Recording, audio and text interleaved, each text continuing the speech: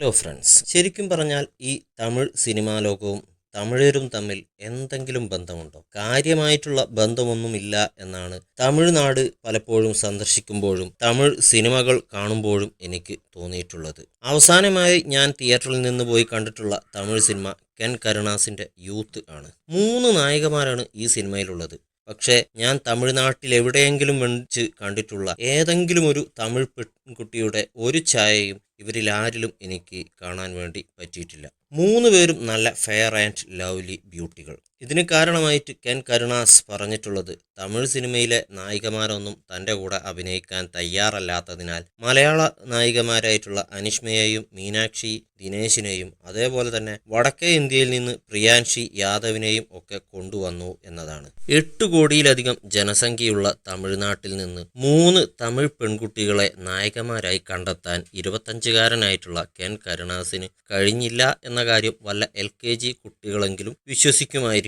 യഥാർത്ഥ കാര്യം അതൊന്നുമല്ലെന്ന് എല്ലാവർക്കും അറിയാം. തമിഴ് യുവാക്കൾക്ക് വെളുത്ത പെൺകുട്ടികളോടുള്ള അസാധാരണമായിട്ടുള്ള ഒരു ഒബ്സഷൻ. മലയാളി പെൺകുട്ടികൾ മാത്രമല്ല, ഇനിയിപ്പോൾ അത് തമിഴ് പെൺകുട്ടികളാണെന്നുണ്ടെങ്കിലും വെളുത്തതാണെന്നുണ്ടെങ്കിൽ 2 കൈയും നീട്ടി അവർ സ്വീകരിക്കും.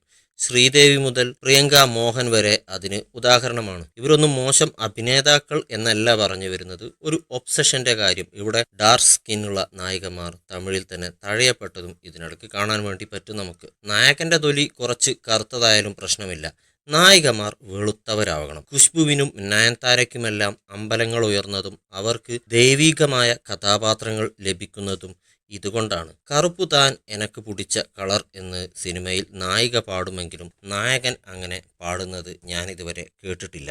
രജനീകാന്തിന്റെ ശിവാജിയിലെ ഈ റാസിസ്റ്റ് തമാശ ഇത്തരം മനോഭാവത്തിന്റെ ഏറ്റവും നല്ല ഉദാഹരണമാണ്. മലയാള സിനിമയും ഇക്കാര്യത്തിൽ അത്ര മോശമൊന്നുമല്ല. വെളുത്ത പെൺകുട്ടികളെ തവിട്ട് പെയിന്റ് അടിച്ച് നമ്മളിലും സെല്ലുലോയിഡിലുമെല്ലാം ഭാവനയെയും ചാന്ദിനിയെയും ഒക്കെ നമ്മളും അവതരിപ്പിച്ചിട്ടുണ്ട്. എന്നാൽ ഇന്ന് പേരിനെങ്കിലും നമുക്ക് നവ്യയെയും നിമിഷ സജയനെയും ലിജോ മോളയും പോലെയുള്ള കുറച്ച് ഡാർക്ക് സ്കിന്നുള്ള നായികമാരുണ്ട്. മറുനാട്ടിൽ നിന്നെത്തിയതാണെങ്കിലും കറുത്ത സുന്ദരിയായിട്ടുള്ള സൂര്യക്കെന്തു സംഭവിച്ചു എന്ന് നോക്കിയാൽ മതി അന്നത്തെ മലയാളിക്ക് ഡാർക്ക് സ്കിന്നുള്ള പെൺകുട്ടികളോടുള്ള മനോഭാവം കാണാൻ. ഇവരുടെ പകുതി പോലും അഭിനയ ശേഷിയില്ലാത്ത നടിമാർ തൊലി വെളുപ്പ് കൊണ്ട് മാത്രം സിനിമയിൽ ഒരുപാട് മുകളിൽ എത്തിയതായിട്ടും നമുക്ക് പരിശോധിച്ചാൽ കാണാൻ വേണ്ടി പറ്റും. ഇതൊക്കെ എന്തിനു പറയുന്നു? സിനിമയെ സിനിമയായിട്ട് കണ്ട് അങ്ങ് ആസ്വദിച്ചാൽ പോരെ എന്നായിരിക്കും പലരും ചിന്തിക്കുന്നത്. സിനിമയും അതിലെ നായകന്മാരും മറ്റ് കഥാപാത്രങ്ങളും ഒക്കെ നമ്മളെ ഒരുപാട് സ്വാധീനിക്കുന്നുണ്ട്. അതൊന്നും നമ്മൾ അങ്ങനെ വെറുതെ കണ്ട് മറക്കുന്ന വ്യക്തികളല്ല. വളരെ ആഴത്തിൽ തന്നെ അത് നമ്മളെയും നമ്മുടെ സമൂഹത്തിനെയും അതിൻ്റെ മനോഭാവത്തിനെയും ഒക്കെ സ്വാധീനിക്കുന്നുണ്ട്.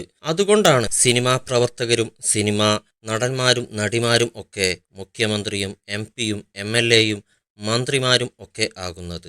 വെളുപ്പ് മാത്രമാണ് സൗന്ദര്യം, കറുത്ത തൊലിയുള്ള ഞാൻ സുന്ദരിയല്ല എന്നൊരു അസ്വസ്ഥ ചിന്ത ഡാർക്ക് സ്കിൻ പെൺകുട്ടികളിൽ സിനിമയും ഫെയർനെസ് ക്രീമുകളുടെ പരസ്യവും ജനിപ്പിക്കുന്നു. തൊലി വെളുക്കാനായി ഫെയർനെസ് ക്രീം വാങ്ങിക്കൂട്ടുന്നത് മാത്രമല്ല, ഇത് അവരുടെ ആത്മവിശ്വാസത്തെ പോലും തകർക്കുന്നു. കൂടാതെ സമൂഹത്തിൽ നിന്ന് കിട്ടുന്ന റാസിസ്റ്റ് തമാശകൾ കൂടിയാകുമ്പോൾ എല്ലാം തികഞ്ഞു. സിനിമക്കനുസരിച്ച് സമൂഹവും സമൂഹത്തിനനുസരിച്ച് സിനിമയും പോസിറ്റീവായിട്ട് മാറിക്കൊണ്ടേ ഇരിക്കണം.